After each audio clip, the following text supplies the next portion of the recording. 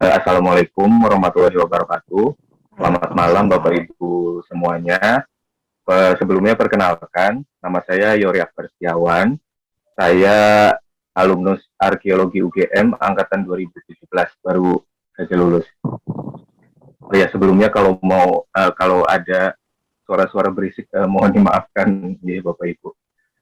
Di kesempatan kali ini saya mau sedikit mungkin sharing gitu mengenai penelitian skripsi saya. Sebenarnya judul aslinya itu Prasasti Anjatat, Tinjauan Ulang Paleografi dan isi prasasti. Tapi di sini saya mengambil judul Menilik Prasasti Perunggu dari masa Airlangga.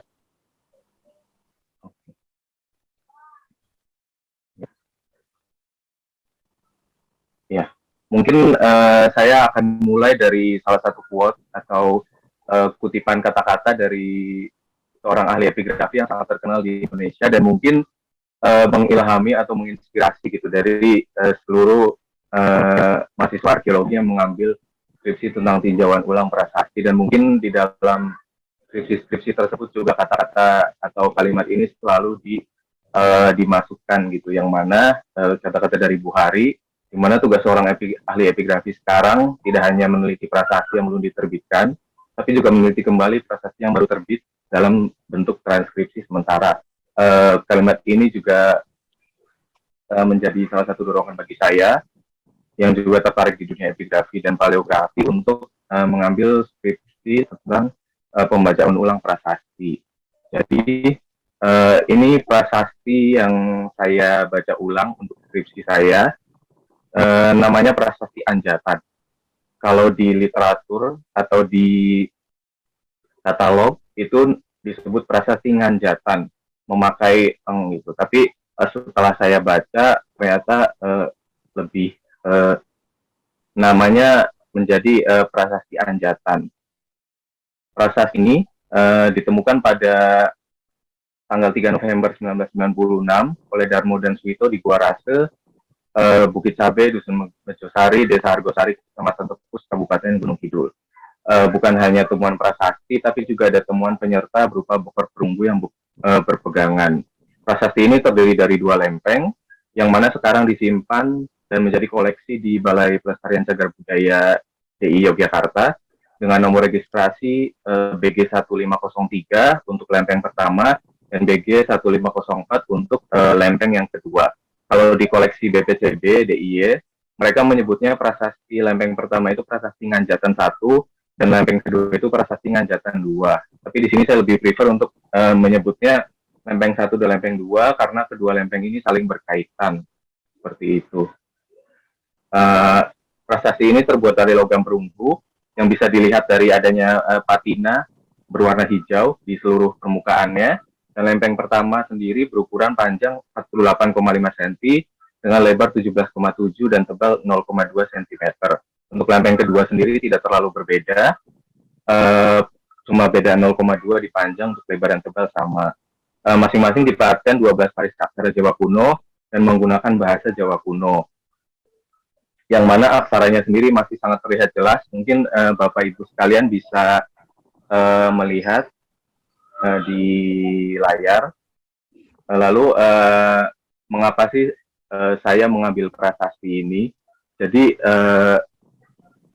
saya jelaskan ruang lingkupnya dulu. Di dalam skripsi saya sebenarnya ada 3 ruang lingkup penelitian. Yang pertama itu alih aksara dan alih bahasa prasasti Anjatan.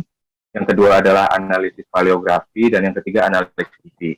Namun untuk diskusi ini saya hanya akan menyampaikan analisis paleografi dan analisis isi berupa temuan-temuan yang menarik yang ada di dalam prasasti. Karena untuk alih aksara dan alih bahasa nanti mungkin akan terlalu panjang. Untuk bercerita kondisi fisik prasastinya sendiri, terdapat beberapa kerusakan. Yang pertama ya ada patina dan karat di beberapa tempat di prasasti di beberapa bagian lempengnya. Yang kedua itu ada patahan, yang ini di sebelah kiri, itu patahan di lempeng pertama, yang mana itu mengganggu aksara gitu. Jadi ini sebenarnya dibacanya yang pertama itu harusnya dampulan, tetapi hanya menjadi pukulan. Jadi memotong aksara, lalu ada patah dan tetap, dan ada goresan vertikal yang ada di lempeng kedua seperti ini yang menyebabkan jadi sedikit aus, dan ada lubang tambahan di lempeng kedua, yang mana lubang ini tidak ada di lempeng prasasti yang pertama, sehingga saya asumsikan kalau ini lubang buatan yang ditemukan setelahnya. Nah, yang unik sendiri prasasti ini terdapat gambar di bagian belakang lempeng pertama prasastinya. Sejauh yang saya tahu, kalau untuk prasasti logam tidak banyak yang menggoreskan gambar-gambar di prasasti, kecuali mungkin prasasti dari masa Majapahit itu yang banyak menggambarkan binatang-binatang atau tumbuhan di bagian depan prasastinya, dan mungkin ada prasasti cebongan yang gambarnya itu ditimpa oleh aksaranya. Tapi untuk prasasti Anjatan ini dia dipahatkan di bagian belakang prasastinya itu sendiri, dan cuma ada di lempeng pertama. Dan setelah saya analisa, gambar ini merupakan gambar Purna Talasa yang sebenarnya deskripsi saya jelaskan sedikit mengenai keterkaitannya dengan isi prasasti. Namun di bagian diskusi ini saya tidak akan menjelaskannya karena mungkin terlalu panjang. Lalu latar belakangnya, prasasti ini sebenarnya sudah dibaca oleh beberapa ahli. Yang pertama itu ada Rita Margareta Ningsih tahun 1996 yang diterbitkan di berkala arkeologi, yang berupa ahli aksara tanpa ahli bahasa dan telah singkat mengenai prasasti. Di situ beliau sedikit menginterpretasi tentang kronologi prasasti, tentang isi prasasti seperti itu. Yang kedua ada Ari Butarmo Sutopo dan kawan-kawan tahun 2015 dalam buku Pusaka Aksara Yogyakarta. Di sini hanya diterbitkan berupa ahli aksara dan ahli bahasa, dan melengkapi penelitian sebelumnya dari Rita Margareta. Lalu yang terakhir itu sebenarnya saya tahu pada saat saya setelah saya membaca prasastinya itu sendiri. Jadi di tengah-tengah penelitian skripsi saya, yaitu ada Arlo Griffiths dan Wayan Darah Sastrawan pada tahun 2021. Ini bentuk transkripsi sementara, dan sejauh yang saya tahu itu belum diterbitkan dalam bentuk artikel atau jurnal seperti itu, masih di dalam website untuk Project Dharma. Dan Arlo dan Wayan ini beliau mengalih aksara prasasti, lalu memberikan catatan alih aksara dan alih bahasa. Lalu ada alih bahasa dalam bahasa Inggris, ada sedikit interpretasi di alih bahasanya seperti itu. Namun dari ketiganya ini, saya melihat adanya perbedaan, terutama untuk pembacaan dari Rita Margareta dari Butarmo Sutopo. Saya melihat adanya pembacaan yang sangat berbeda, dan bahkan untuk Butarmo Sutopo sendiri ada bagian yang tidak dialih aksara atau dialih bahasakan seperti itu. Dan perbedaan pembacaan ketiganya sendiri menurut saya ada yang paling signifikan, yaitu apa yang dibaca oleh Ningsih dan Darmo Sutopo sebagai kudi, tetapi oleh Griffiths dan Sastrawan sebagai kuti. Yang mana itu menjadi salah satu poin penting dalam prasasti ini, karena di dalam prasasti disebutkan artikel sebelum kudi itu ada Sri Maharaja dan Sang Hyang. Dan untuk Setyaningsih sendiri menginterpretasikannya sebagai Sri Maharaja Kudi dan Sang Hyang Kudi, yang mana itu nanti akan saya jelaskan setelahnya. Yang kedua yang menelisik saya untuk meneliti prasasti ini, yaitu kronologi prasasti, karena prasasti ini tidak berangka tahun maupun menyebutkan nama raja yang mengeluarkan prasasti, hanya disebutkan gelar Sri Maharaja. Jadi itu salah satu signifikansi penelitian saya. Dan yang terakhir itu penyebutan Wanwa Ring Anjatan, Watak Girimbangi, dan Tanibala Girimbangi. Hal ini menarik karena penyebutan Wanwa dan Tanibala itu menjadi satu, karena mungkin Bapak Ibu sudah tahu kalau Tanibala itu baru ditemui pada prasasti-prasasti dari abad ke-13, dari masa era dari masa Kertanegara dan dari masa Raden Wijaya. Dan Wanma itu sendiri ada disebutkan dalam prasasti-prasasti abad ke-9-10 seperti itu. Jadi hal ini yang menarik saya untuk meneliti dan menjadikannya sebagai skripsi. Lalu untuk ini saya tampilkan alih aksaranya. Di skripsi saya sebenarnya saya buat catatan alih aksara dan alih bahasa, dan banyak sekali perbedaan-perbedaan atau mungkin bisa dibilang koreksi-koreksi dari pembacaan-pembacaan sebelumnya. Dan ini alih bahasanya. Mohon maaf tidak saya jelaskan secara rinci karena mungkin agak terlalu panjang. Ini ada 24 baris untuk 2 lempeng aksara. Tapi untuk ringkasan isinya sendiri, prasasti ini merupakan page-page atau dokumen pengesahan dari peresmian Desa Anjatan dan Sawah Kanginanginan dan kebuannya menjadi tanah sima yang disebutkan dalam prasasti sebagai apan sampun pageh nirasa sang yang raja prasasti page-page ika susukan ikanang wanwa ing Anjatan masawa tampah satu dan seterusnya. Dan tanah sima dari Desa Anjatan ini sendiri untuk mendukung pembangunan biara suci atau Sang Hyang Kuti di Amerta Manggala oleh Sri Maharaja untuk didirikan Arca Buddha sebagai tempat peribadatan Kungfu di Tinaker yang seperti disebutkan dalam prasasti di lempeng kedua baris ke-11 dan baris 12. Dan peresmian ini juga menimbulkan efek atau dampak adanya pembatasan perdagangan, adanya pembatasan dari pajak seperti itu yang disebutkan dalam prasasti. Lalu juga ada pembagian dari hasil sima itu sendiri digunakan untuk Sang Hyang Putih, untuk kepala sima dan lain-lainnya. Dan pembacaan saya juga merupakan ada koreksi atas kesalahan pembacaan Sejaningsi Dadarmo Sutopo yang mana yang paling signifikan adalah pembacaan dari Sang Hyang Putih. Kalau saya baca kembali itu yang benar atau yang sesuai dari prasastinya, dibaca Sang Hyang Kuti seperti pembacaan dari Arlo Griffith, dan itu masuk akal karena berhubungan dengan tanah sima, bukannya seorang raja bernama Kudi atau Sang Hyang Kuti yang diinterpretasi oleh Seteningsi itu sendiri.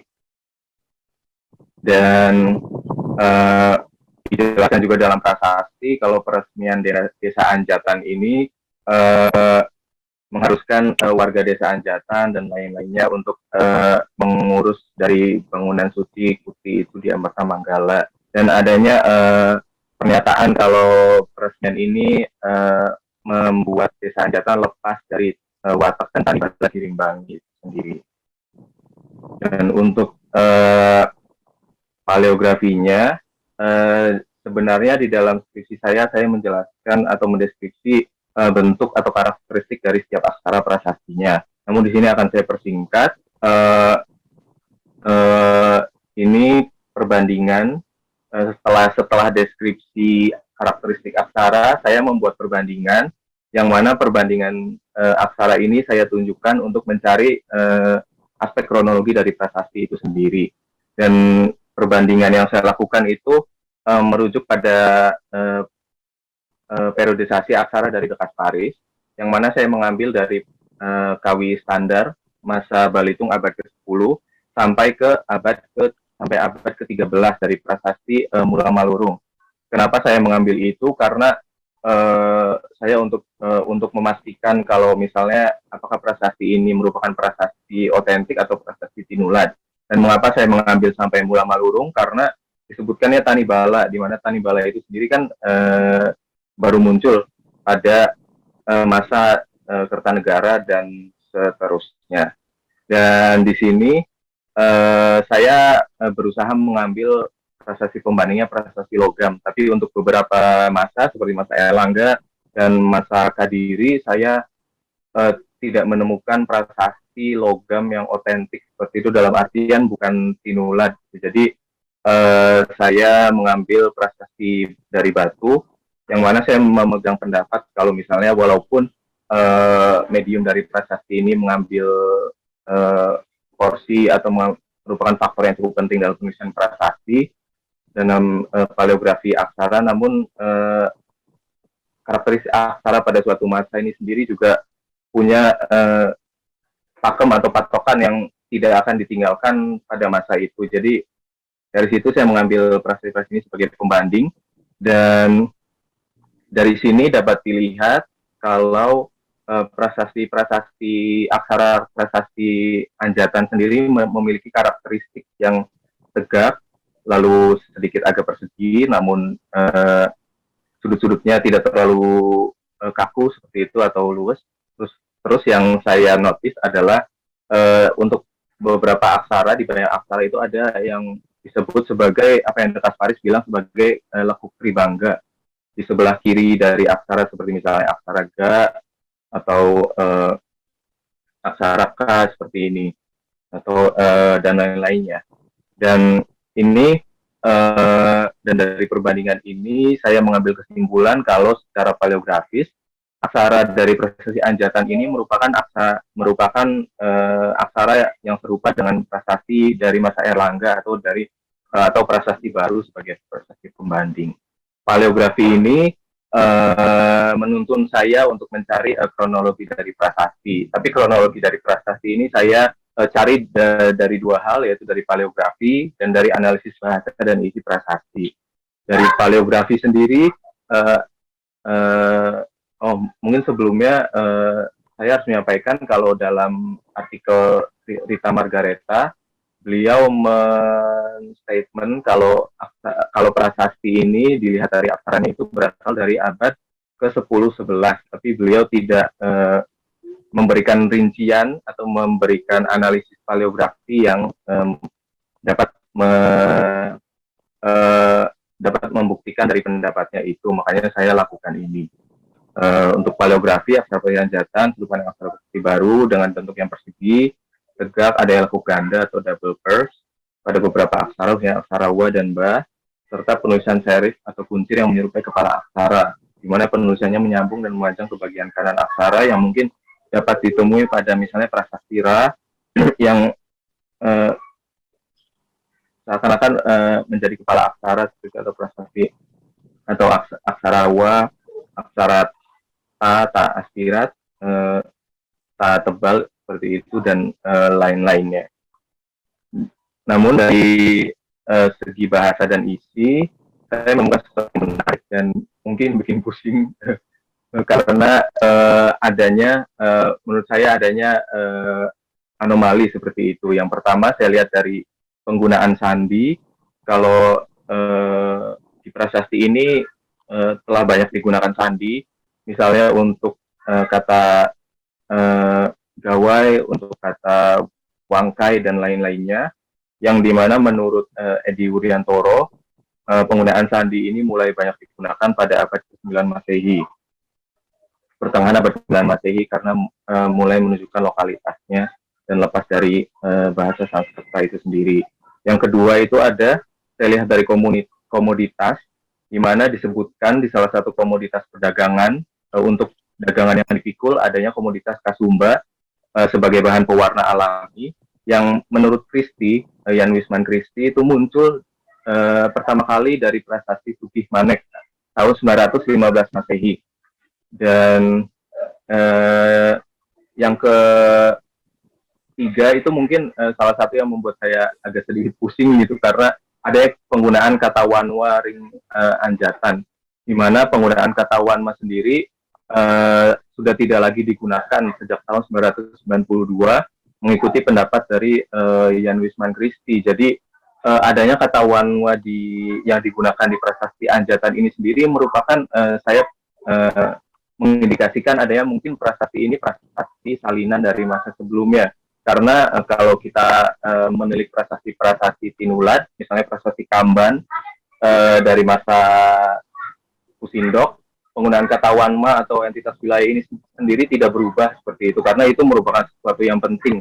Di prasasti Kamban, prasasti Tinulad itu tetap digunakan wanwa walaupun penulisannya sudah jauh dari masa Pusindok abad ke-10 seperti itu. Jadi saya percaya kalau ini merupakan ciri atau indikasi adanya prasasti ini sebagai prasasti salinan dari abad sebelumnya. Namun prasasti ini dari segi bahasa dan isi juga tetap mendukung adanya support dari paleografi yang menyebutkan ini dari masa Erlangga, di mana Arlo Griffiths dan Wayan Jara Sastrawan menyebutkan adanya petugas Karangrengan dalam Manggilala Drawya Haji yang muncul di prasasti Anjatan, dan menurut beliau-beliau ini baru muncul pada prasasti baru dan prasasti Ganda Putih yang kita tahu berasal dari masa Erlangga.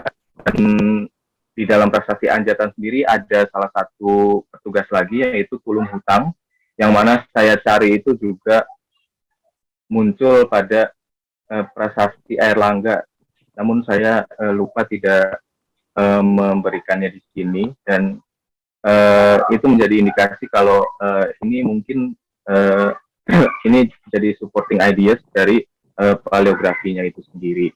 Namun hal ini menjadi menarik untuk diteliti kembali apakah sebenarnya petugas yang disebutkan dalam list Manggilala Drawya Haji ini mengindikasikan dari masa-masa tertentu prasasti itu dibuat seperti itu. Dan yang terakhir adanya penyebutan Amananten dalam list Masam Biawahara atau kelompok pedagang pengrajin seperti itu, yang merupakan dapat diartikan sebagai pembuat kain Bananten, yang menurut Jan Wisman Christie itu baru muncul pada prasasti abad ke-11 seiring dengan perkembangan produksi dan perdagangan kain di Jawa bagian timur. Dan melihat itu semua, saya menyimpulkan kalau prasasti Anjatan ini yang sampai saat ini yang saya gunakan sebagai data adalah prasasti salinan dari yang awalnya dibuat dari abad ke-9 sampai 10 Masehi, lalu ditulis ulang masa Erlangga abad ke-11 Masehi. Lalu di dalam skripsi saya juga melakukan analisis isi dan saya menemukan beberapa temuan yang menarik yang akan saya sampaikan. Yang pertama adanya penyebutan Tanibala Girimbangi, yang mana Tanibala ini dapat didefinisikan sebagai pemerintahan atau kekuasaan desa yang baru ditemukan di prasasti Sarwadharma, prasasti Air Asi, dan prasasti Sukamerta dari abad ke-13 Masehi. Definisi ini yang diutarakan oleh Purbacarakan dan Edi Setiawati ini sedikit berlainan dengan apa yang diutarakan Pisho dalam bukunya Java in the 14th Century, yang mana beliau mengartikan Tanibala sebagai land of royal servants. Tapi saya merujuk ke Kamus Bahasa Jawa Kuno dari Zoetmulder Robson, mana definisi Tanibala sendiri lebih cocok yang disampaikan oleh Purbacarakan dan Edi Setiawati, yang mana pemerintahan atau kekuasaan desa. Sedangkan untuk Pisho ini sendiri mempunyai arti yang sangat luas, di mana royal servants itu dapat diartikan sebagai pejabat raja yang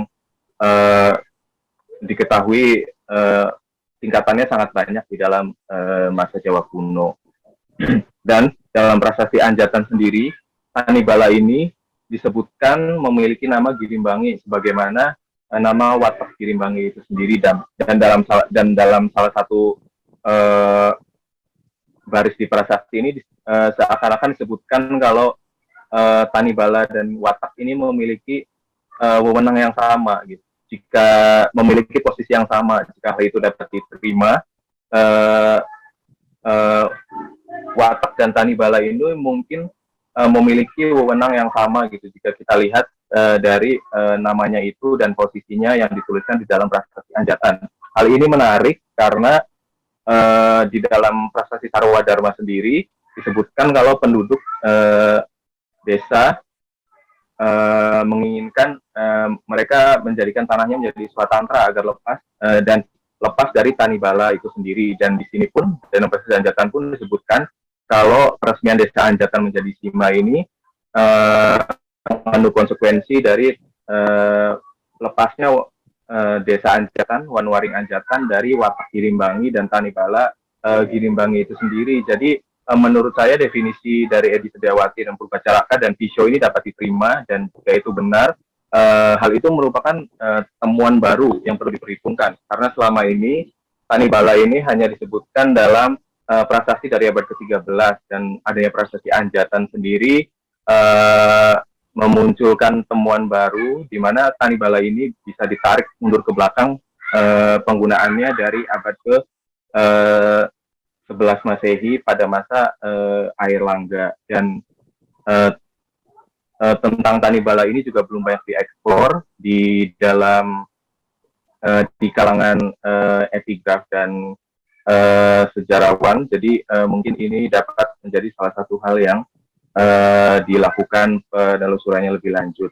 Lalu yang kedua ada jabatan Samgat Angin, di mana Samgat merupakan pemimpin Tanah-Lumbu, ahli di bidang hukum dan agama. Lalu Angin-Angin merupakan salah satu petugas dalam kelompok Manggilala Drawya Haji. Samgat Angin-Angin ini baru saya sejauh pencarian yang saya cari itu baru saya temukan di Prasasti Anjatan, dan di dalam Prasasti Anjatan posisi atau tokoh ini mengandung memiliki peran dan kedudukan yang cukup penting sebagai kepala sima. Jadi dan mungkin dapat disimpulkan dari definisi tersebut kalau Samgat Angin-Angin itu pemimpin atau ahli dari jabatan Angin-Angin. Yang mana dari Angin-Angin sendiri masih belum jelas peran, kedudukan dan fungsinya. Masih ada beberapa perbedaan definisi dan perbedaan pendapat dari beberapa tokoh.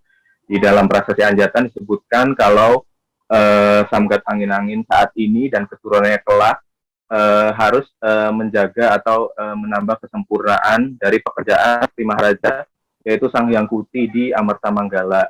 Dan Samgat Angin-Angin sendiri ini berhubungan dengan apa yang disebut sebagai sawah Angin-Anginan yang akan saya jelaskan selanjutnya. Itu sawah Angin-Anginan merupakan jenis sawah yang diresmikan sebagai sima di dalam Prasasti Anjatan beserta dengan kebun dan lembah bukitnya semua. Untuk interpretasi ini, Rita Margareta Tianingsih memaparkan di dalam artikelnya kalau sawah Angin-Anginan diartikan sebagai sawah yang dilanda angin besar. Makanya Prasasti Anjatan dibuat untuk mengabadikan keputusan raja akan bantuan raja itu sendiri. Namun jika dilihat lagi dan menurut penelitian yang sudah saya lakukan, sawah Angin-Anginan ini merupakan sawah yang dimiliki dari Samgat Angin-Anginan tadi sebagai kepala sima di Desa Anjatan, dan hal ini menjadi koreksi atas interpretasi dari Setianingsih. Dan sawah Angin-Anginan ini sendiri merupakan jenis sawah yang baru ditemukan di prasasti sejauh yang saya cari. Jadi hal ini juga merupakan temuan baru yang sangat menarik. Dan kenapa saya menginterpretasi kalau sawah Angin-Anginan merupakan sawah berhubungan dengan tokoh Samgat Angin-Angin, karena misalnya di dalam prasasti lain disebutkan adanya sawah Kapatihan, sawah Juru Kusalian, yang mana sawah itu merujuk pada penerima sawah atau pemilik sawah itu yang merupakan jabatan di dalam masa Jawa kuno. Jadi hal itu saya gunakan sebagai pendapat utama kalau sawah Angin-Anginan ini menjadi berhubungan dengan tokoh dari Samgat Angin-Angin sebagai kepala sima, sebagai kepala sima. Dan yang keempat ada signifikansi Sang Hyang Kuti di Amertamanggala. Sang Hyang Kuti ini di dalam Prasasti Anjatan disebutkan dibangun sebagai tempat untuk pendirian Arca Buddha sebagai bangunan pemujaan dari Mpuku Itinaker. Dan disebutkan juga di dalam Prasasti Anjatan kalau Samgat Angin-Angin beserta dengan lain-lainnya beserta dengan penduduk Desa Anjatan ini mempunyai tugas atau buncang haji untuk melakukan pemujaan atau pemeliharaan bangunan suci Sang Hyang Kuti ini setiap hari Legi. Dan jika ditarik dari kronologi prasastinya itu sendiri yang merupakan prasasti salinan dari abad ke-9-10 yang ditulis ulang pada masa Airlangga, hal ini memunculkan asumsi bahwa Sang Hyang Kuti ini menjadi salah satu bangunan yang penting dari abad 9-10 sampai masa Airlangga, di mana di masa Airlangga sendiri kita tahu ada penyebutan dari bangunan Ganda Putih yang ada di Prasasti Ganda Putih, dan sangat sedikit sekali penyebutan untuk peresmian Sima untuk bangunan suci agama Buddha. Jadi hal ini menjadi menarik, dan ini juga bisa saya interpretasikan sebagai salah satu upaya politik dan pemajuan sosial atau Raja Dharma yang dilakukan oleh Airlangga, di mana berhubungan dengan bukan hanya sebagai pemajuan dari bidang keagamaan atau religi masyarakatnya, tapi juga dilakukan sebagai salah satu langkah politik untuk dirinya menarik simpati dari masyarakat atau dari agamawan. Dan untuk tokoh Mpuengku Itinaker sendiri, di dalam prasasti ini disebutkan kalau dirinya